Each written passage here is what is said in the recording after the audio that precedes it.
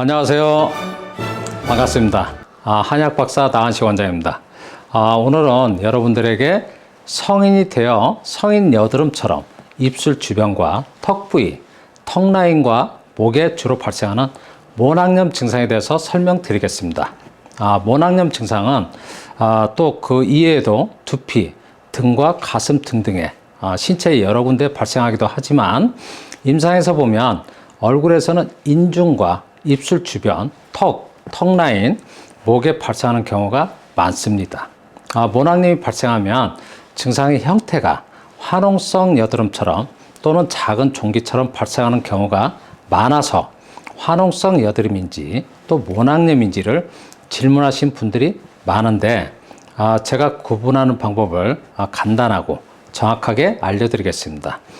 여드름과 모낭염을 구분하는 방법은 압출했을 때 피지 알갱이가 나오고 증상 형태가 없어지면 여드름이고, 모낭염은 압출을 했는데 농과 핏물만 나오고 압출을 하여도 손으로 그 피부를 눌러보았을 때 피부 내측에 단단한 물질이 남아 있습니다. 모낭염은 모낭의 염증으로 압출이 안 되는 증상이니까 억지로 압출하지 않길 바랍니다. 모낭염이 발생하는 과정을 보면 처음 발생할 때 증상 부위를 손으로 만져보면 피부 내측에 단단한 물질이 잡히고, 또 하루 이틀 지나면 피부에 돌출되어 증상이 나타납니다. 증상 부위 끝에는 농이 있고, 모낭염이 심한 경우에는 약간은 가려움이나 통증도 나타납니다. 모낭염이 발생한 경우에 화농성 여드름처럼 증상 끝에는 농이 있고 돌출되어 나타난 증상이어서 많은 분들은 압출하려고 손을 대기도 하지만 피부 내측에 단단한 물질인 염증이 나오지 않기 때문에 오히려 압출 자극으로 인하여 증상이 심해지거나 거무스레하게 착색된 흉터가 증상부에 남는 경우가 많습니다. 피부 내측에 있는 모낭염 증상은 압출이 안 되는 증상이어서 모낭염 증상 부위에 돌출된 농과 핏물만 면봉으로 가볍게 제거하고, 단단한 염증은 손을 대지 않는 것이 좋습니다. 모낭염의 원인은 여러 가지가 있습니다. 피부과에서는 모낭염의 원인을 세균 감염의 염증으로 진단하고 황색 포도알균이나 그람 양성균에 의해 발생하는 것으로 진단하는 경우가 많습니다. 그리고 일부에서는 좀 피로하거나 스트레스, 면도기 사용으로 또는 환경적인 자극으로 인하여 발생하는 것으로 원인을 진단하기도 합니다.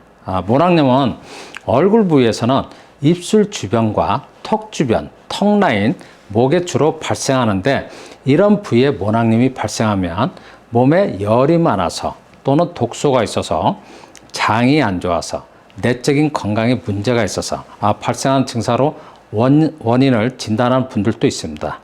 제가 제일 많이 듣게 되는 원인으로는 남성의 경우에는 하체 기능이 약해서, 여성의 경우에는 자궁이 약해서, 또 자궁에 문제가 있어서 발생하는 것으로 원인을 진단한 경우가 많은데, 여성들의 경우에 자궁 기능과 관련된 원인 진단을 받으면 당연히 걱정이 되고, 그래서 산부인과 진단을 받는 분들이 있습니다.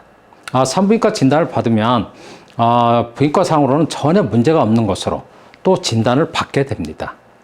혹 모낭염의 원인을 자궁이나 호르몬과 연관지어 진단을 받아도 모낭염은 자궁의 기능과 호르몬과는 전혀 무관하게 나타난 증상이어서 산부인과 진료를 받지 않아도 됩니다.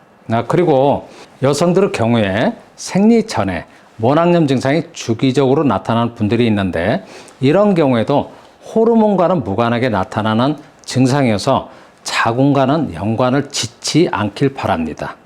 생리 전에는 기초 체온이 상승하고 일시적으로 상승된 열이 정상적으로 배출되지 못하고 모낭에 열 자극을 주어서 발생하는 것입니다. 저는 모낭염의 원인을 이렇게 진단합니다. 피부의 독립적인 작용 중에는 체온 조절 작용이 있는데, 체온 조절 작용이 떨어지면 몸에서 자연스럽게 발생한 열이 땅구멍을 통하여 정상적으로 배출이 안 되어서 피부 대측에 머무르게 됩니다. 피부 대측에 머문열은 모낭에 열 자극을 주게 되고 모낭은 열 자극을 받아서 염증이 발생하는데 모낭의 염증을 모낭염이라고 진단합니다. 다시 설명드리면 몸에서 자연스럽게 발생한 열이 배출되지 못하고 피부 대측에 머물러 있으면 모낭에 열 자극을 주어서 모낭염이 발생하는 것으로 생각하시길 바랍니다. 피부 대측에 단단하게 염증이 발생하면서 피부 표면에 화농성 여드름과 비슷한 형태의 염증이 나타나는 것입니다. 모낭염의 피부과 치료 방법은 일반적으로 항생제를 복용하거나 항생제 연고를 증상 부위에 바르는 방법으로 치료합니다. 항생제는 모낭염을 근본적으로 치료해주는 약물은 아니고 이미 발생한 염증을 일시적으로 완화시켜주는 약물이어서 항생제를 복용하고 연고를 발라도 모낭염은 근본적으로 낫지 않고 반복하여서 발생하는 것입니다. 저는 모낭염의 원인을 피부의 체온 조절 기능이 떨어져서 발생한 증상으로 원인을 진단하기 때문에 체온 조절 기능이 또 피부 기능이 정상적으로 이루어지도록 치료 목적을 두고 치료하고 있습니다. 나은식 한의원의 치료 방법은 제가 한 20년 전부터 개발한 약물로 모낭염 치료 방법으로 20년 넘게 같은 방법으로 규격화시켜서 치료하고 있습니다. 치료 방법으로는 한약을 복용하지 않고 천연식물을 달인 약물을 복용하고 외용약으로는 천연식물을 발효시킨 약물을 바르는 두 가지 방법으로만 치료해드리고 있습니다. 천연식물이 어떤 식물인지를 간혹 질문하시는 분들이 있는데 저희 한의원에 약간은 노하우에서 공개해 드리지 못하는 점은 양지해 주시길 바랍니다. 외용약은 천연식물을 10년 동안 발효시켜서 약물을 사용하는데 그 약물은 얇은 솜에 촉촉하게 적셔서 팩을 하는 것처럼 증상 부위에 15 내지 한 20분 정도 대고 있는 방법으로만 치료합니다. 나은식 한의원의 모낭염 치료 방법은 지금 설명드린 천연식물을 복용하고 또 천연식물을 저희가 발효시킨 약물을 외용약으로 사용하고 있는데 복용하는 약물은 일종의 부드러운 차맛이어서 복용하기가 아주 편하고 외용약물은 솜에 적셔서 대주는 간단한 방법이어서 한의원에 내원하지 않고 집에서 혼자서 충분히 할 수 있는 간단한 치료 방법입니다. 한의원에 내원하지 않고 집에서 혼자서 충분히 할 수 있는 간단한 방법이어서 따로 한의원에 내원하여서 관리를 하지 않아도 됩니다. 모낭염의 치료 효과는 저는 아주 높은 편이어서 임상에서 만족스러운 치료 결과를 아주 많이 얻고 있습니다. 모낭염의 치료 목적은 치료가 끝난 후에도 증상이 재발하지 않도록 치료하고 있습니다.